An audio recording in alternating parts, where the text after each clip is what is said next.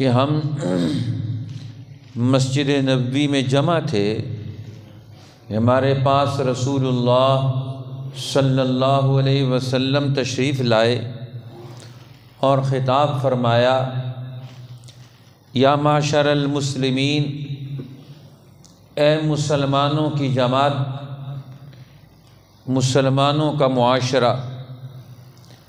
سامنے بیٹھے ہوئے لوگ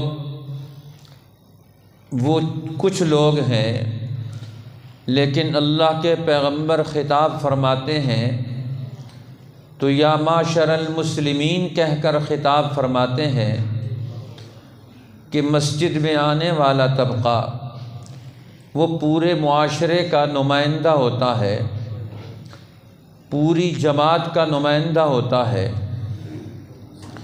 اس لیے رسول اللہ صلی اللہ علیہ وسلم نے یا معشر المسلمین کہہ کر خطاب فرمایا، اے مسلمانوں کی جماعت، اے مسلمانوں کا معاشرہ، تم سے مخاطب ہوں کہ تمہیں اپنا کردار ادا کرنا ہے، تم نے اپنی ذمہ داریاں نبھانی ہیں، تم نے اپنی محنت اور کوشش کو جاری رکھنا ہے، لیکن سمت کیا ہونی چاہیے، طریقہ کار کیا ہونا چاہیے، کن کن امور کو تمہیں ملحوظ رکھنا چاہیے، کن کن باتوں کا تمہیں خیال رکھنا چاہیے، تمہیں اس کی طرف توجہ دلا رہا ہوں۔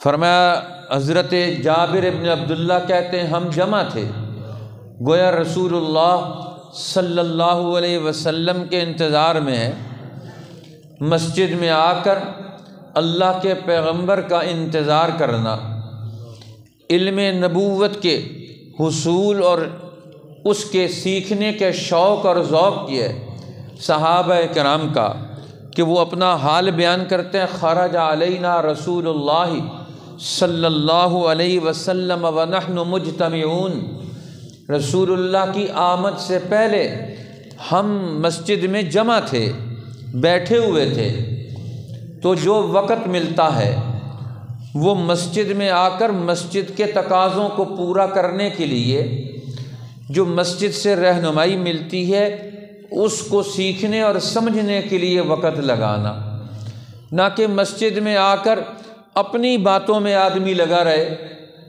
مسجد میں آ کر اپنی چیزوں میں لگا رہے، اپنے خیالات میں مگن رہے، اپنے کاموں میں مصروف رہے، تو گویا وہ مسجد میں آیا ہی نہیں۔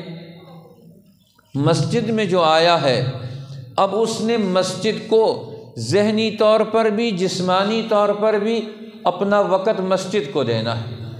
اس لیے مسجد کی یہ جماعت یہ اللہ کے قریب ہوتی ہے، جو مسجد میں آتا ہے یہ اللہ کے دربار میں آ گیا، اللہ کی عدالت میں آ گیا، اللہ کے مجلس میں آ گیا۔ اب یہ مسجد یہ اللہ کا قرب دلانے والا عظیم ترین مقام ہے، اس لیے مسجد کا یہ مقام اللہ کی طرف سے تو طے شدہ ہے، لیکن جب بندے اس کا وہ ادب اور احترام کریں گے، اس کا وہ لحاظ اور پاس رکھیں گے اور اس میں اپنی اس نیت اور نسبت کے ساتھ حاضری دیں گے تو ان کو وہی فائدہ حاصل ہوگا جو رسول اللہ کے زمانے میں مسجد میں آنے والی جماعت کو ملتا تھا۔ اب ہم مسجد میں اپنے ذہن کے ساتھ آتے ہیں، اپنے عمل کے ارادے پختہ ارادے کے ساتھ آتے ہیں۔ اب مسجد کا فیض اور اثر وہ ہمارے اوپر کتنا آیا، اس لیے مسجد کے اثر کو اپنے اوپر حاوی کرنا، طاری کرنا، یہ ایک مستقل عمل ہے۔ اس لیے فرمایا رسول اللہ صلی اللہ علیہ وسلم نے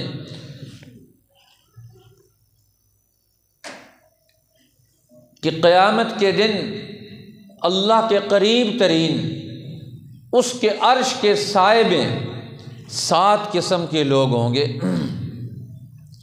جن کو اللہ کے عرش کا سایہ نصیب ہوگا، اللہ کے عرش کا قرب نصیب ہوگا، اللہ کے عرش کا وہ فیض اٹھائیں گے اللہ کے رب العالمین کے عرش کے سائے میں ہوں گے، جس طرح کوئی آدمی ماں کی گود میں ہو، باپ کے سایہ عاطفت میں ہو، اس کے پہلو میں کھڑا ہو تو اس کو کتنا سکون ملتا ہے، کتنا اطمینان ہوتا ہے، کتنا بچاؤ محسوس کرتا ہے، اس کو کتنا تحفظ حاصل ہوتا ہے۔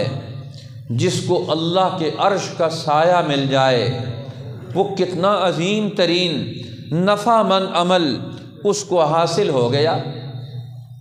فرمایا ان میں سے ایک آدمی وہ بھی ہے وَرَجُلٌ قَلْبُهُ مُعَلَّقٌ بِالْمَسَاجِدِ، وہ آدمی جس کا دل مسجد میں اٹکا ہوا ہو، جس کا دل مسجد میں اٹکا ہوا ہو۔ ایک وقت تو مسجد کی حاضری کا ہے اور باقی وقت اس نے اپنی دیگر سماجی ذمہ داریاں، گھریلو ذمہ داریاں، معاشی ذمہ داریاں، ملکی وطنی اور قومی ذمہ داریاں نبھانی ہیں، اس لیے اس نے وہاں بھی وقت گزارنا ہے۔ تو اب ایسی صورت میں جب وہ وہاں وقت گزارے گا تو وہ اپنے دل کو، اپنے خیال کو مسجد کے ساتھ لگائے رکھے، اپنے مرکز کے ساتھ لگائے رکھے۔ تو مسجد ایک مرکزیت کا نام، ایک اجتماعی جگہ کا نام، جس کی نسبت دین اور عبادت کے ساتھ، جس کی نسبت نبوت کے ساتھ، جس کی نسبت رب العالمین کے ساتھ ہے۔ اس لیے مسجد انسان کی نسبتیں بدلتی ہے، اس کا رخ بدلتی ہے۔ مسجد انسان کے اندر ایک نئی روح اور جان پیدا کرتی ہے، جس روح اور جان سے انسان نئی قوتیں اور نئی طاقتیں اپنے اندر علم اور ایمان کی، روح کی، شعور اور عقل کی اپنے اندر موج زن پاتا ہے۔ اس لیے اپنے دل و دماغ کو کھول کر مسجد میں حاضری دینی چاہیے۔ اپنا وہ وقت، اب مسجد بھی وہ جو مسجد نبوی کا نمونہ ہو۔ آج ہم نے مسجدوں کو اپنے نمونے پر ڈال لیے، مسجد نبوی کے نمونے پر اپنے مسجد کو ڈھالنے کے لیے آج کے مسجد کے لوگ بھی تیار نہیں ہیں کہ ہماری مسجد مسجد نبوی کا نمونہ بنے۔ مسجد نبوی کا نمونہ مسجد کب بنے گی؟ جب مسجد میں مسجد نبوی کا سارا کردار زندہ ہوگا، وہ سارے اعمال زندہ ہوں گے، مسجد نبوی کی اس جماعت کی نسبت اور ارادے وجود میں آئیں گے۔ اب مسجد میں بیٹھے ہوئے ہوں، اس مسجد کے بیٹھنے والے لوگوں کا وہ ارادہ ہی نہیں جو مسجد نبوی میں بیٹھنے والے لوگوں کا تھا، ان کے مقاصد ہی وہ نہ ہو جو مسجد نبوی میں بیٹھنے والے لوگوں کے مقاصد تھے۔ اب وہ ان کے مقاصد بدل گئے، ارادے بدل گئے، اب مسجد کی مصروفیات بدل گئیں، نوعیتیں بدل گئیں، تو اب ان کی حیثیت بدل گئی۔ اب ان کا فیض اور حاصل کرنے کا، مسجد کا فیض لینے کا ان کا انداز بھی بدل گیا۔ اس لیے اب مسجدوں میں ہم اپنے خیال سے آتے ہیں۔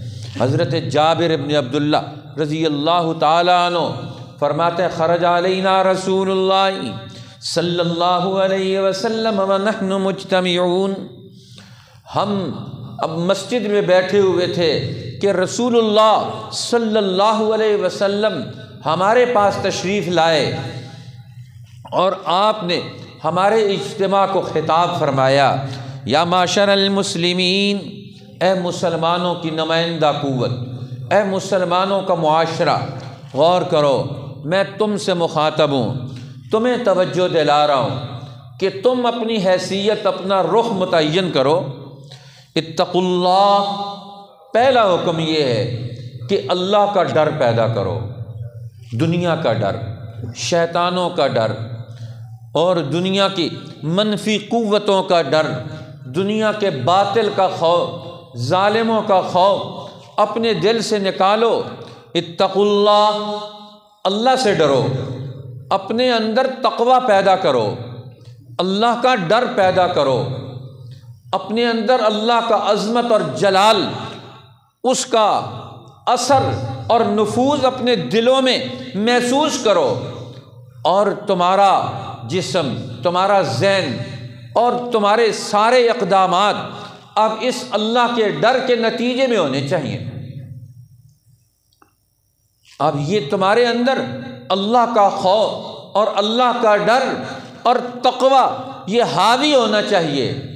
اب نبی اکرم صلی اللہ علیہ وسلم کے صحابہ میں سب سے بڑی صفت یہی تھی۔ حضرت ابو بکر رضی اللہ تعالیٰ عنہ، ان کا ایک غلام آ کر آزاد کر دیا، وہ آ کر ایک پیالہ پیش کرتا، دودھ کا پیالہ۔ اب انہوں نے دودھ کا پیالہ لیا اور پی لیا۔ وہ کہنے لگا آپ نے پوچھا نہیں، پہلے تو آپ پوچھتے ہوتے تھے کہ یہ مال کہاں سے آیا ہے، آج آپ نے پوچھا نہیں۔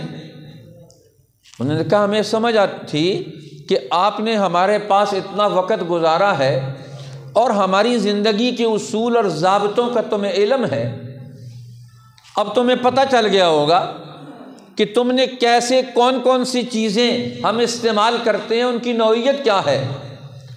لہٰذا اب حلال اور حرام کا یہ تو بڑے دور کی بات ہے، مشتبہ امور سے بھی اپنے آپ کو بچاتے تھے، مشتبہ مال سے بھی اپنے آپ کو بچاتے تھے۔ تقویٰ صرف زبان کے لفظ کا نام نہیں ہے، پوری زندگی اللہ کی منشا مرضی اور حلال اور حق اصولوں پر لانا، اسی کا نام تو تقویٰ۔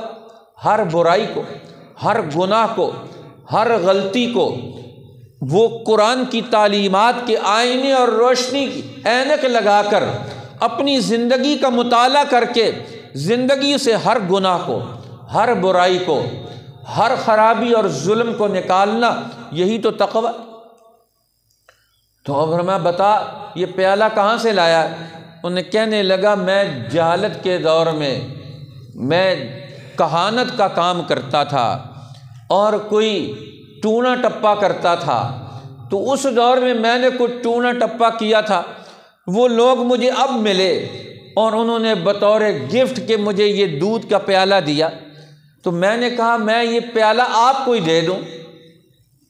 انہوں نے کہا اللہ کے بندے، اور تو جاہلیت کے دور کا ایک اثر لے کر، اس دور کا ایک نتیجہ لے کر تو نے آ کر مجھے دے دیا۔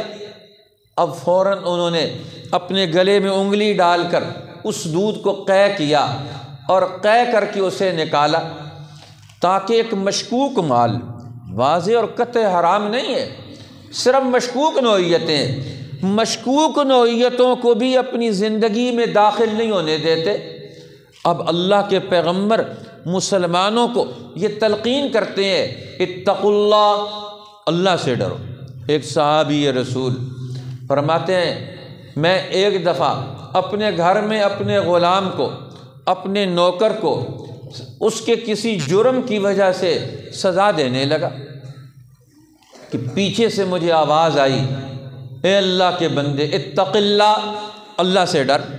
تو گویا یہ جملہ ایک بہت بڑی یاد دہانی ہے، یہ بہت بڑا، یہ اللہ کے پیغمبر یہ جملہ ارشاد فرماتے ہیں، مسلمانوں کی زندگی کا یہ حصہ بن گیا کہ اللہ سے ڈرو، اس کے قانون کو فالو کرو، اس کے حکم اور آرڈر کو اوبے کرو، اس کی وفا شعاری کے اپنے آپ کو لا کے کھڑا کر دو، اتق اللہ، اللہ سے ڈر۔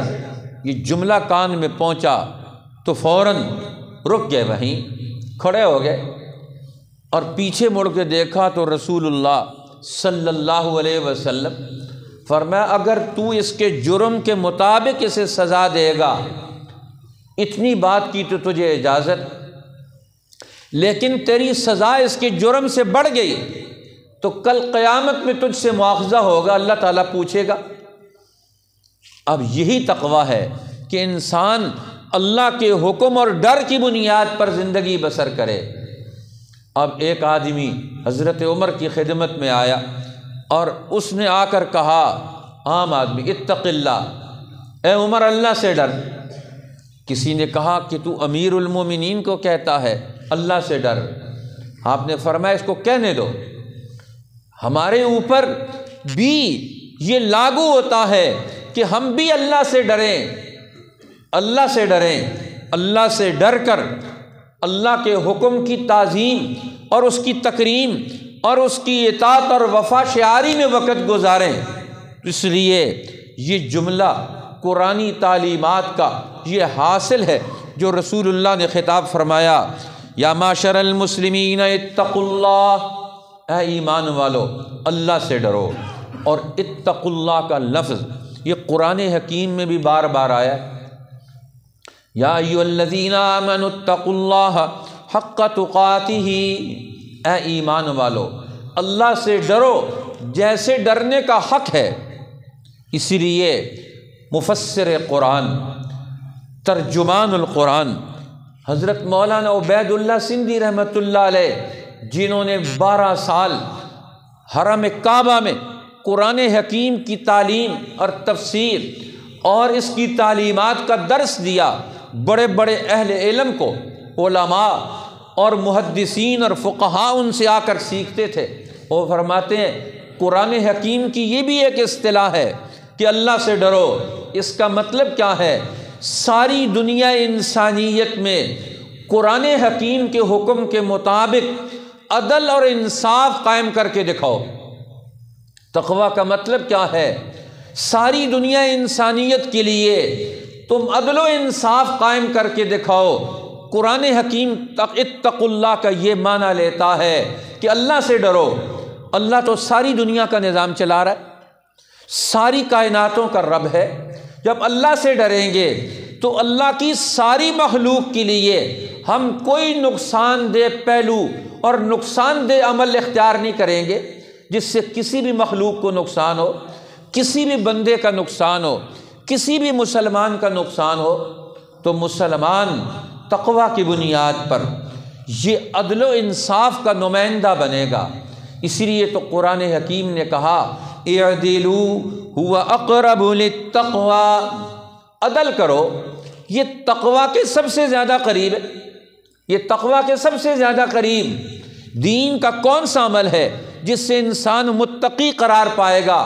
وہ عدل و انصاف کا قیام ہے کہ آدمی اپنے ساتھ بھی انصاف کرے، اپنے بچوں کے ساتھ بھی انصاف کرے، اپنی بیوی کے ساتھ بھی انصاف کرے، اور اپنے گھر کے ساتھ بھی انصاف کرے، اپنے پڑوس اڑوس میں بھی انصاف اور عدل کرے۔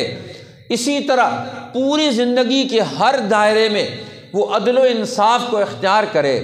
تو اتقوا اللہ، اللہ سے ڈرو۔ اور اللہ سے ڈر کر کرنا کیا ہے؟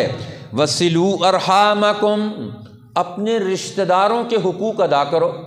انسان کے سب سے قریب ترین زندگی گزارنے والے لوگ اس کے رشتہ دار، اس کے پڑوس میں اس کے رشتہ دار۔ اب تو ہمارے یہاں پڑوس بدل جاتے ہیں، پہلے رشتہ داریوں میں خاندانی نظام، ایک خاندان ہی ایک جگہ قیام کرتا تھا، انہی کا وہ محلہ شمار ہوتا تھا۔ یہ بنو سلمہ کا قبیلہ، محلہ بنو سلمہ، یہ فلاں قبیلے کا محلہ ہے، یہ فلاں قبیلے کا محلہ ہے۔ اب پوری دنیا میں اسی طرح محلوں کے نام ہوتے تھے لوگوں کے نام پر۔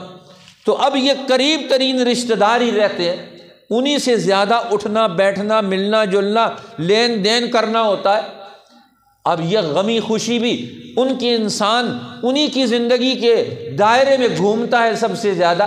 فرمایا وصلوا ارحامکم، اللہ سے ڈرو اور اپنے رشتہ داروں کا حق ادا کرو، صلہ رحمی کرو۔ اب رشتہ دار شرم کی وجہ سے بڑا سمجھ کر اپنے حق کا مطالبہ نہیں کرے گا، وہ کہے گا بڑا بھائی ہے، میں اس سے کیسے چیز مانگوں، یہ میرے ایک خاندان کا بزرگ آدمی ہے، میرا حق اس نے دینا ہے، میں اس سے کیسے مانگوں؟ وہ نہیں مانگ سکتا، خاموش ہے۔ لیکن اللہ تو خاموش نہیں ہے، اللہ کا رسول بھی خاموش نہیں ہے۔ اب خاندانی نظام میں ہر ایک بڑے کا اپنے رشتہ داروں کا احترام اور عزت رکھتا ہے۔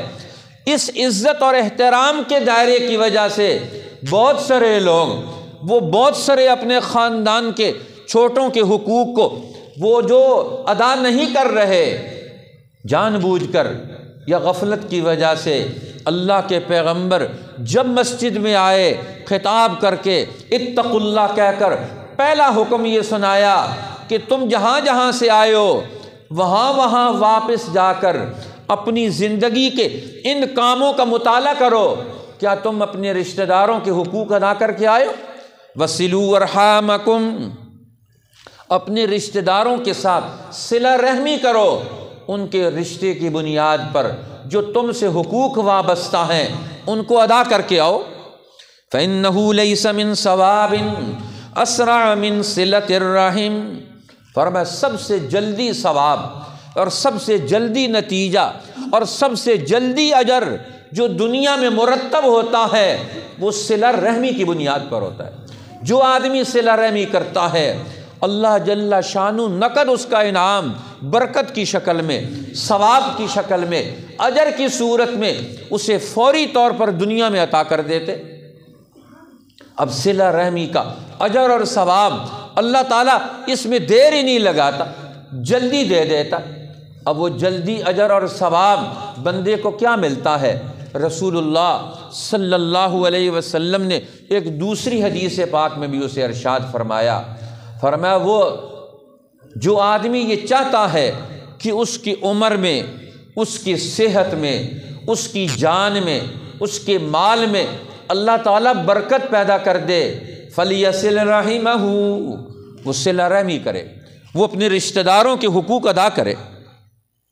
اور فرمایا وَإِيَّاكُمْ وَالْبَغْيَ، دوسری بات، تیسری بات، ایک بات ہوگی اتقوا اللہ، دوسری بات ہوگی وَصِلُوا أَرْحَامَكُمْ، صلہ رحمی قائم کرو، اور تیسری بات وَإِيَّاكُمْ وَالْبَغْيَ، اپنے آپ کو بغاوت سے، قانون توڑنے سے، ملکی، قومی، دینی، انسانی، فطری قوانین کی بغاوت سے باز آ جاؤ۔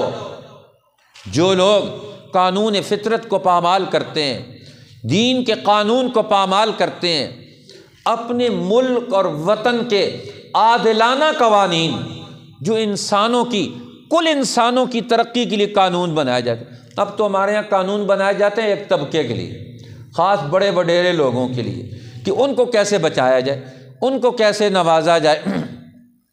یہ قرآن تو دنیا میں کل انسانیت کے لیے قانون بن کر آیا، اس لیے مکہ کے سردار رسول اللہ کے پاس آئے اکٹھے ہو کر سارے، یہ قرآن جو آپ لے کر آئے ہیں نا، یہ تو سب لوگوں کے لیے قانون اور علم ہے، آپ ہمارے سرداروں کے لیے نیا قرآن لے کر آئیں، نئی ترمیم لے کر آئیں، نیا آئین لے کر آئیں۔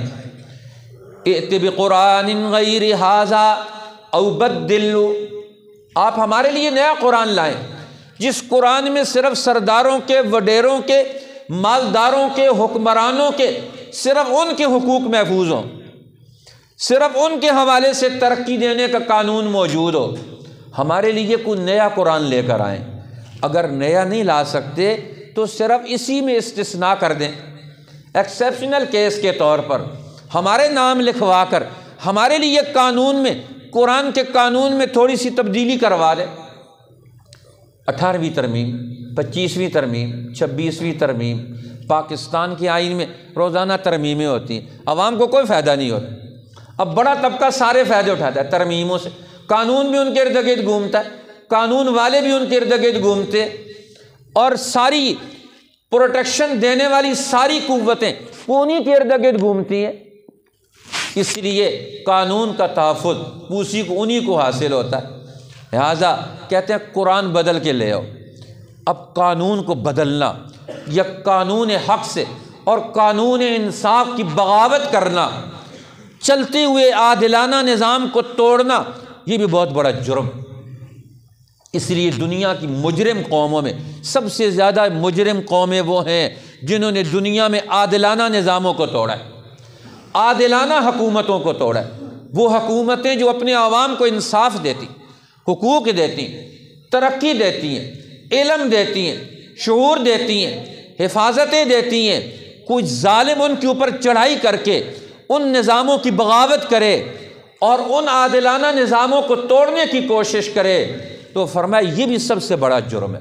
فرمایا ایسے ظالموں کا جو عدل و انصاف کے قانون اور نظام کو توڑنا چاہے، جس طرح ہندوستان میں مغلیہ دور، پوری دنیا میں سلطنت عثمانیہ تھی، مسلمانوں کی خلافت عثمانیہ، جن کو انگریزوں نے توڑا، برطانیہ نے، فرانس نے، یورپ کی ساری قوموں نے مل کر چڑھائی کر کے ان حکومتوں کو کمزور کیا، ان نظاموں کو توڑا۔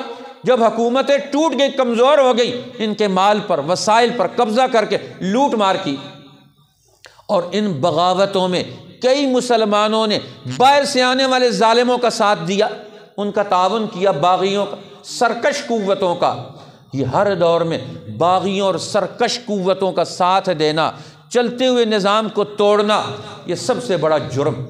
حضرت امیر المومنین سیدنا ابو بکر صدیق رضی اللہ تعالیٰ عنہ کو خلافت کا منصب سنبھالنے کے بعد سب سے بڑا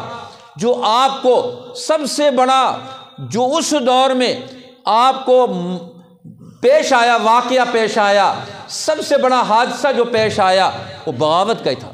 بہت سارے لوگوں نے اس پورے رسول اللہ کے چلتے ہوئے نظام سے بغاوت کر دی۔ اب حضرت ابو بکر رضی اللہ تعالیٰ عنہ نے ان ساری بغاوتوں کو کچلنے کا منصوبہ بنایا کہ ہم دین حق جو رسول اللہ قائم کر کے گئے ہیں، جو آج اس کی بغاوت کرے گا اس کو کسی صورت میں اجازت نہیں دی جا سکتی بغاوت کرنے کی۔ بغاوت کی سزا قرآن نے قتل تجویز کی ہے کہ عادلانہ نظام کو توڑنے والی قوت، آپ اس کے مقابلے میں سب لوگ کھڑے ہو جائیں، چجائے اس کا ساتھ دیں۔ یہ باہر سے آنے والے ظالم ہمارے معاشروں کو اور ہمارے عادلانہ نظاموں کو توڑ کر کیوں کامیاب ہوئے؟ جب اندر کے منافقوں نے ان کا ساتھ دیا۔ اس لیے آج مسلمان اس بات کو بھی مد نظر رکھیں کہ رسول اللہ صلی اللہ علیہ وسلم یہ بھی خطاب فرماتے ہیں وَإِيَّاكُمْ وَالْبَغْيَ، بغاوت کرنے سے، عادلانہ نظاموں کو توڑنے سے، اس کے خلاف سازشیں کرنے سے، عدل و انصاف اور اجتماعی حقوق کی پاسداری کرنے والی عدل و انصاف کی نمائندہ جماعتوں کے عادلانہ نظاموں سے بغاوت مت کرنا۔ کیوں؟ فَإِنَّهُ لَيْسَ مِن عُقُوبَةٍ أَسْرَعُ مِن عُقُوبَةِ بَغْيٍ، سب سے زیادہ کسی قوم کو جلدی جو سزا اللہ تعالیٰ دیتا ہے وہ بغاوت کی سزا دیتا ہے۔ جو عادلانہ نظاموں کی بغاوت کرتے ہیں اس کی سزا سب سے جلدی اس کو ملتی ہے، اللہ تعالیٰ اس کو معاف نہیں کرتا۔ جو لوگ بغاوت کا ارتکاب کرتے ہیں اور چلتے ہوئے امن و امان کے نظام کو توڑ ڈالتے ہیں اور اس کی خلاف ورزیاں کرتے ہیں، پورے ملک کے نظام کو دو پر لگا دیا جائے، چند لوگوں کی رائے کی وجہ سے، چند لوگوں کی خارجیوں کی بغاوت کی وجہ سے کیوں ایسا کر دیا جائے؟ امن و امان اس کو پامال کر دیا جائے۔ رسول اللہ فرماتے ہیں اس کی سزا جلدی ملتی ہے۔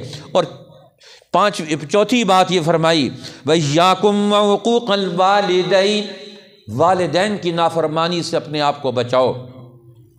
فرمایا جنت کی خوشبو، جنت کی خوشبو 1000 سال کی مسافت سے پائی جاتی ہے۔ یہ والدین کی نافرمانی کرنے والا، ان کے حقوق کو پامال کرنے والا، فرمایا یہ جنت کی خوشبو بھی نہیں پائے گا۔ اسی طرح فرمایا چھٹی بات یہ، فرمایا اس کو والدین کی نافرمانی بھی مت کرو اور قطع رحمی بھی مت کرو۔ قطع رحمی کرنے والا، والدین کی نافرمانی کرنے والا اور بوڑھا زناکار، شیخ زان، بوڑھا زناکار، اور وہ لوگ جو تکبر کے طور پر دنیا میں اتراتے ہوئے مال و دولت کی عیش و عشرت میں مبتلا ہو کر اپنی ہر چیز کا استعمال تکبر کے طور پر کرتے ہیں، لباس کا استعمال، برتنوں کا استعمال، گھروں کا استعمال، گاڑیوں کا استعمال کر کے تکبر کرتے ہیں، دوسروں کو گھٹیا اور ذلیل سمجھتے ہیں۔ فرمایا یہ سب کے سب لوگ جہنم کا ایندھن بنیں گے اور جنت کی خوشبو بھی نہیں پائیں گے۔ کیوں کہ تکبر یہ اللہ کا حق ہے۔ اللہ ہمیں اپنی بڑائی کا یہ عظیم ترین دور نصیب فرمائے اور ان برائیوں سے جو قوموں کو، معاشروں کو، افراد کو، خاندانوں کو تباہ کرتی ہیں، رسول اللہ کے اس خطاب کی بنیاد پر اپنی زندگی کا درست لائے عمل تیار کرنے کی توفیق عطا فرمائے۔ وآخر دعوانا الحمدللہ۔